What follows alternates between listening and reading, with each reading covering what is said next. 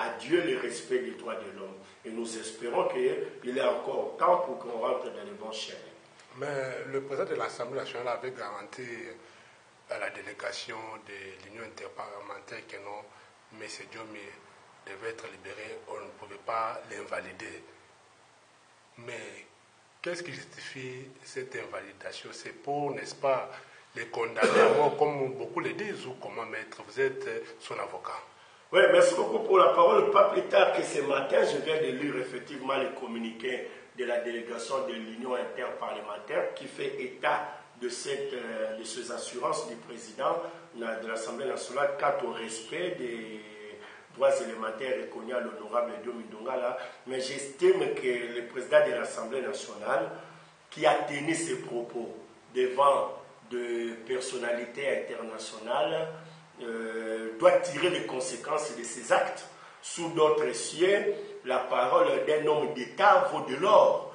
Malheureusement, et je me rappelle encore, si vous me permettez, qu'à la veille du sommet de la francophonie, le président de l'Assemblée nationale, pour le citer, M. Obey Minakou, avait, au cours d'un discours tenu à la plénière, devant la plénière de l'Assemblée nationale, rappelé que les hommes d'État doivent tenir leurs paroles. Et essentiellement, il faisait allusion à la loi portant protection des droits de l'homme ou une commission protégeant les droits de l'homme telle qu'il avait promis à Madame le ministre français chargé de la francophonie.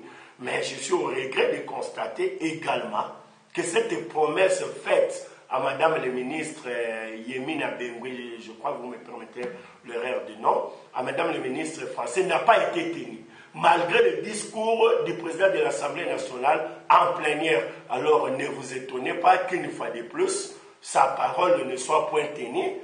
C'est regrettable lorsque des hommes d'État peuvent donner des paroles et moins de 48 heures ne pas tenir de dites paroles.